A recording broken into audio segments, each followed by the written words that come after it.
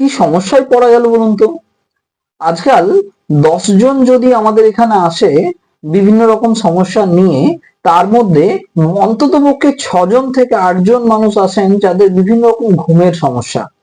ঘুম হচ্ছে না, বা ধরুন একদিন ঘুম হচ্ছে তো দুদিন ঘুম হচ্ছে না, সারা রাত্রি চোখ চেয়ে চেয়ে দেখছেন, বা ধরুন আহ কিছুক্ষণ খুব পাতলা ঘুম, কিছুক্ষণে হালকা কোনো আওয়াজেই ঘুম ভেঙে যাচ্ছে, বা একদিন ঘুম হচ্ছে আবার পরের দিন ঘুম হচ্ছে না, কোনো একদিন বেশি ঘুম হচ্ছে তো অন্য কোনো দিন ঘুম হচ্ছে না।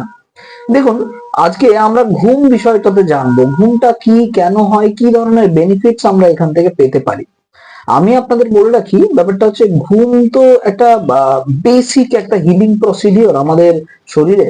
আর এই ঘুমই একমাত্র রেসপন্সিবল বিভিন্ন রকম সমস্যা আমাদের যে শরীরে হয়, সেই সমস্যাটাকে কিওর করার জন্য। অটোমেটিক অটো হিলিং যে প্রসেস আমাদের শরীরে হয়, তাতে কিন্তু ঘুম একটা খুব ইম্পর্টেন্ট রোল প্লে করে। আর ঘুমের যদি বেনিফিটস জানতে চাই, সেটা আমাদের জানা খুব জরুরি। তার কারণ হচ্ছে এই ঘুমটা কেন দরকার, কি জন্য দরকার, সেটা যদি আমরা বুঝতে পারি, তাহলে কিন্তু আমাদের বিভিন্ন রকম সমস্যা যেগুলো, সেটা আমরা ঘুম দিয়েই সমাধান করে নিতে পারি।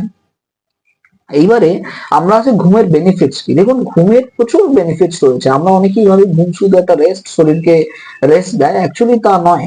আমাদের ঘুম কি করে, আমাদের মাসেলস গুলোকে, আমাদের যে শরীরের মাসেলস রয়েছে বা টিস্যুস রয়েছে, এই টিস্যুস মাসেলস কে রিপেয়ার করে। স্পেশালি আমি যদি ব্রেনের কথা বলি, ব্রেনের অনেক ড্যামেজ বিভিন্ন রকমের সারাদিন কাজকর্মের ফলে, স্ট্রেস, চিন্তা ভাবনার ফলে আমাদের যে ড্যামেজ সেলস গুলো থাকে, ডেড সেলস গুলোকে, সেগুলো ক্লিয়ার করে ফ্রেশ সেল তৈরি করতে সাহায্য করে।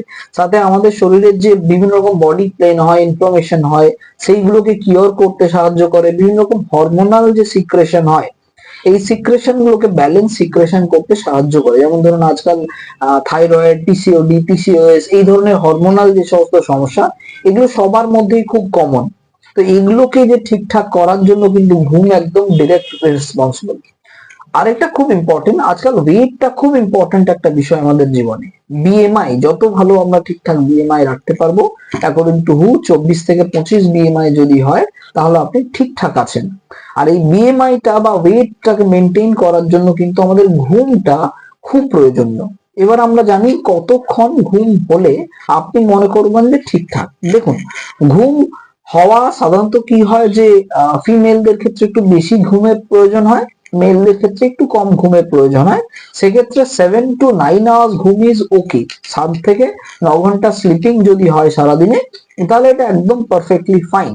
এরপরে যদি এরপরেও আপনার মধ্যে ড্রাউজিনেস থাকে বা লেথার্জিনেস থাকে, তাহলে অবশ্যই আপনার আপনার ব্লাড ফ্লো এর প্রবলেম হচ্ছে। সেক্ষেত্রে আপনি বিভিন্ন রকম অ্যাক্টিভিটিস করুন, বা বিভিন্ন রকম জিনিস আছে। যেটা মেইন প্রবলেম, সেটা হচ্ছে অনিদ্রা বা ঘুমটার ক্ষেত্রে, ঘুম না হওয়ার ক্ষেত্রে। যদি আপনার এভারেজ 6 আওয়ার্স এর ঘুম হচ্ছে, তাহলে অনেক সময় কি হয়, এটা একদম পারফেক্ট ফাইন। এবার যদি মনে হয় যে 6 আওয়ার্সও ঘুম হচ্ছে না, প্রবলেম হচ্ছে, তাহলে কিন্তু আপনার আমাদের কয়েকটা বিষয়ের উপরে একটু নিজেদেরকে হতে হবে। তার আগে বলে দিই, এই যে নাম্বারটা আমরা বললাম, এই নাম্বারটা কিন্তু বাচ্চাদের ক্ষেত্রে, চাইল্ড ধরুন একদম বাচ্চাদের ক্ষেত্রে এটা ধরুন 9 থেকে 12 ঘন্টার ঘুম হওয়া দরকার। আর যারা টিনেজার্স, মানে ধরুন একদম কৈশোর স্টেজে রয়েছে, সেক্ষেত্রেও অ্যারাউন্ড 8 থেকে 10 ঘন্টা বা এইরকম টাইমে ঘুমটা একদম আইডেল। এইবারে আমরা কি কি ধরনের বিষয়গুলো করলে আমরা আমাদের যে ঘুম, সেটাকে আমরা ইমপ্রুভ করতে পারি। দেখুন, প্রথম কথা হচ্ছে আমাদের ঘুমের জন্য একটা স্লিপিং টাইমিং ঠিক করা খুব জরুরি। এবং যেটা সব থেকে বেশি ইম্পর্টেন্ট, ঘুমের সময় শরীরে কোনো অর্গান যাতে না চলে, তাহলেই প্রপার রেস্ট হয়। তার মানে আমরা ডিনার করলাম, তারপরে ঘুমোতে গেলাম, এইটাই আমাদের process, but this is a wrong process. আমরা ঘুমোলাম, আমরা অন্ততপক্ষে ডিনার করার পরে 2.5 ঘন্টার মতো গ্যাপ দিন। এবং রাতের বেলা ডিনার যতটা সামান্য, যতটা হাই প্রোটিন না নেওয়া যায়, ততটা চেষ্টা করুন। যত সামান্যটুকু খাওয়া যায়। অন্তত পক্ষে ঘুমের আইডিয়াল টাইম, নর্মালি আমরা যেভাবে ঘুমোই অনেক দেরি করে, সেটা করবেন না। অন্তত পক্ষে 10টা, 10:30 থেকে একটা টাইম রাখুন, যে এই টাইমটাকে আমি ঘুমোনো যাবেন প্রতিদিন, ওই টাইমটাতে ফিক্স রাখুন যে টাইমে আপনি ঘুমোবেন। এটা খুব জরুরি। এবং সাথে সাথে আমরা যখন ঘুমোবো, তার ঠিক অন্তত পক্ষে 1/2 ঘন্টা আগে, তার মানে 2 থেকে 2.5 ঘন্টার গ্যাপ রাখছি, অন্ততপক্ষে আধা ঘন্টা আগে আমরা আমাদের electronic gadgets, mobile, TV, laptop এই ধরনের গুলোর থেকে একটু দূরে থাকবো, অন্ততপক্ষে আধা ঘন্টা আগের থেকে। আমরা আমাদের কাজ সেরে ফেললাম, পারলে আমরা ডিনার করে কাজ করতে পারি, কাজ করার পর ঘুমের ঠিক আধা ঘন্টা আগে আমরা আমাদের কাজটাকে র্যাপ আপ করে দিলাম ওইভাবে। এবং সাথে সাথে আপনার যদি ঘুম নাও হয়ে থাকে তাহলে আপনি ঘুমোন, মানে আপনি সঠিক টাইমে বিছানাতে চলে যান।